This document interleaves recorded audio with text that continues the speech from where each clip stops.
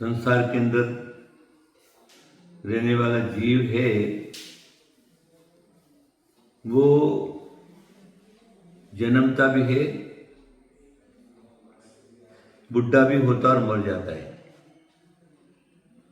जन्म और बूढ़ापा उसके बीच का जो काल है वो काल उसके लिए एक परीक्षा का रहता है, उत्कर्ष का रहता है, उद्धार का रहता है। जब ऐसा लिखा है, बच्चा पैदा हुआ 5 वर्ष तक पालिए, 5 वर्ष तक उसको पालन करना चाहिए। उसके बाद 5 से जो है 15 साल तक उसको तैयार करने के लिए ताड़िए के लिखा हुआ है नीतिकारों ने। उसको मोड़ देना उसके जीवन का। जैसे कुम्हार है, कच्चे मिट्टी के घड़े को कैसा मोड़ देना है, कैसा आकार देना है, वो उसको मालूम है। तो इसके एक बार उसको पीटना पड़े तो चलता है, पीट करके ठोक करके उसकी मोड़ तोड़ सब निकाल कर गोल मटोल बना देता है। तभी ही वो घड़ा जो है पानी को धारण करने का उसके अंदर क्षमता आ जाती है, सुंदर लगता है। उसी प्रकार 5 से लगा करके 15 वर्ष के बीच के तक जो है ताड़ियक लिखा हुआ है, उसको शिक्षण देते हैं। शिक्षण दे करके उसके अंदर कोई कमी रहती है, बाल स्वभाव रहता है, वो सारे के सारों को ठीक करके और जरूरत पड़ी तो डांट है, डपट है, 1-2 थप्पड़ है, ज्यादा हुई तो ज्यादा भी 2-4 थप्पड़ लगती है। ये सारा का सारा होने के बाद वो योग्य बन जाता है। उस मोड़ के अंदर अगर अच्छे संस्कार मिल गए तो अच्छा बन जाता है, बुरे संस्कार मिल गए फिर वो बुरा बन जाता है। बचपन में जो संस्कार पड़े हैं वो मरण तक रहते हैं। इसलिए जो उम्र उसकी योग्यता है अच्छी या बुरी को ग्रहण करने की, वो योग्यता उसी समय रहती है। कुमार की तरह उसकी कोई अच्छी घड़ाई करने वाला चाहिए। नीतिकारों ने लिखा है, गुरु कुमार कुंभ शिष्य है, गड़गड़ कारत खोट, अंदर हाथ पसार के ऊपर मारे चोट। जो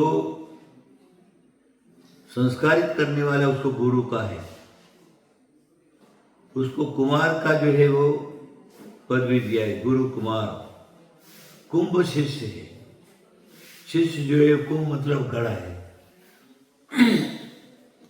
कुंभ गड़गड़ कारत खोट, अच्छी तरह से घड़ाई करके उसके अंदर रहने वाली खोट को निकालता है। फिर ऊपर मारे चोट, चोट मारता तो डायरेक्ट ऊपर से नहीं मार देता है, डायरेक्ट ऊपर से मारा घड़ा फूट जाएगा। इसलिए कपड़े का जो है अंदर कवचा बनाता है, अंदर घड़े के अंदर उसको लगा करके और फिर ऊपर से ठप ठप ठप ठप ठप ठप ठप ठप ठप उसको करता है। इसलिए अंदर भी नहीं बैठता, बाहर भी ऊपर का जो ऊपर नीचे हो जाता है और गोल मोल घटोल हो जाता है। फिर योग्यता उसके अंदर आ जाती है। उसी प्रकार जो संस्कार देना है उसको, संस्कार देने वाला अच्छा होना, और फिर संस्कार ग्रहण करने वाला भी अच्छा होना। ये सारे के सारे जो है संस्कार को ग्रहण करना, अच्छा बुरा, ये सब पूर्व भाव से साथ में लेकर के आता है। अगर यह उसको अच्छा मोड़ दे दिया तो अच्छा इंसान बन जाता है। फिर 15 वर्ष के बाद लिखा है अपने पिता का जो जूता है उसके पाँव में अगर आ गया तो मित्रवत समा चले, उसको फिर अपना बेटा नहीं समझे, मित्र के समान उसके साथ आचरण करना चाहिए। क्योंकि तुमने ठोक पीट तो पहले लिया है, उसके बाद उसके अंदर एक वो यौवनता का बीज अंकुरित हो जाता है, उसके अंदर अहंकार का एक बीज अंकुर हो जाता है, ईगो उसके अंदर हो जाता है। उस समय अगर उसके अंदर तुमने जो क्या है उसको तिरस्कार भाव से या क्रोधादि से तुमने अगर किया, फिर वो तुम्हारी बराबरी करने वाला होगा, तुम्हारी सुनने वाला नहीं होगा। सुनने की बात तो 15 साल के नीचे नीचे हो गया, उसके ऊपर जो है तुम उसको अपने मित्र के समान समझो और फिर मित्र के समान ही उसके साथ आचरण करो। खैर अभी तो सरकारी बहुत सारे कानून कायदे हैं। पुराने जमाने में 13-14 साल की लड़की और 15-16 साल का लड़के के साथ जो विवाह हो जाता था, क्योंकि वो विवाह के योग्य हो जाता है। लड़की के लिए लिखा है अच्छी तरह से पालन पोषण होता है, उसकी माता पिता जो है उसको पियर में कैसा रहना चाहिए, ससुराल में कैसा रहना चाहिए, पूरा उसको ज्ञान दे करके उसको तैयार करते, वो भी तैयार हो जाती है। और हमारे नीतिकारों ने धर्मशास्त्रों में लिखा है कि लड़की अपने पियर में एमसी नहीं होना चाहिए। क्यों? जैसे एमसी से हुई उसके अंदर संतान उत्पन्न करने की पात्रता आ जाती है, इसलिए उसकी शादी की और ससुराल में जाकर के एमसी से होती है। तो वहां पर जो क्या है, पहले शादी हो गई, 1-2 साल में संतान उत्पन्न होना शुरू हो जाता है, 20-21 साल की उम्र तक 2-3 संतान हो जाती है और उसका संसार एक बस जाता है। फिर वो व्यक्ति अपनी पत्नी का पालन पोषण करना है, संतान उत्पन्न करने का जो योग्य कार्य है उसको करना है, माता पिता की सेवा करना है और उत्तम धंधा, कोई भी व्यापार व्यवसाय अपने हाथ में लेकर के, व्यापार व्यवसाय भी व्यक्ति को उत्तम रूप से होना चाहिए, क्षुद्र व्यापार नहीं होना, शूद्रों का व्यापार अपने हाथ में नहीं लेना। अच्छा व्यापार, जो चित्रवेश्य हैं, धनाढ्य हैं, वो क्या करते हैं, किराने का काम है, कपड़े का काम है, सोना चांदी का काम है, जवाहरात का काम है।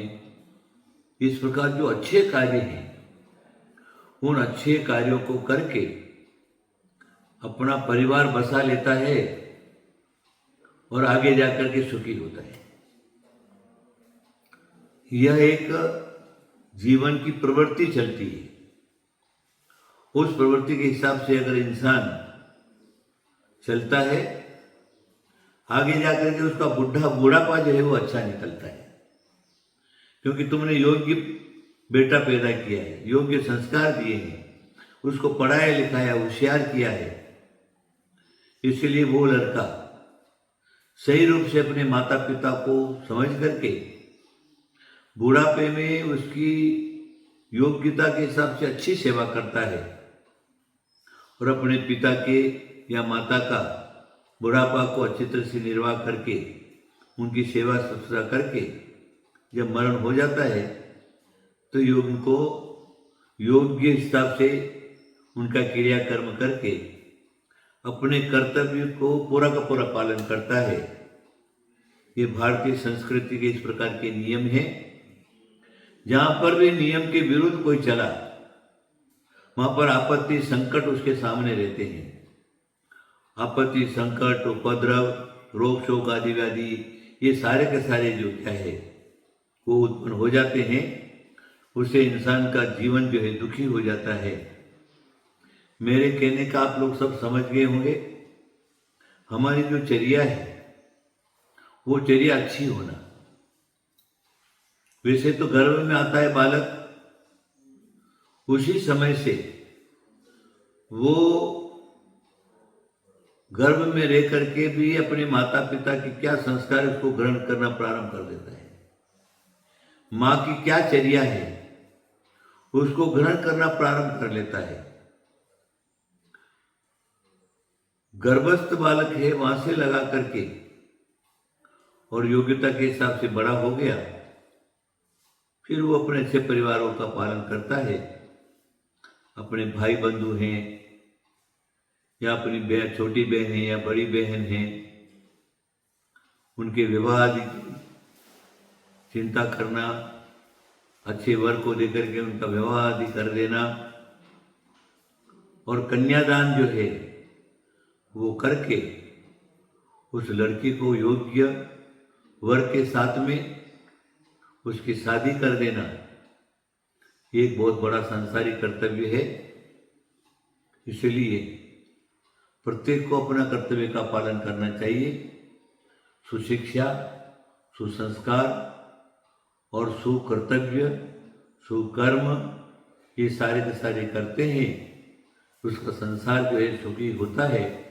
उसके संसार में किसी प्रकार की कष्ट बाधा नहीं आती है। मैंने आपको बहुत सी बातें संक्षिप्त में बताई हैं। आप अगर इस बात पर ध्यान दे करके और चलाएंगे तो आपका सुखी संसार होगा। आशीर्वाद आशीर्वाद आशीर्वाद।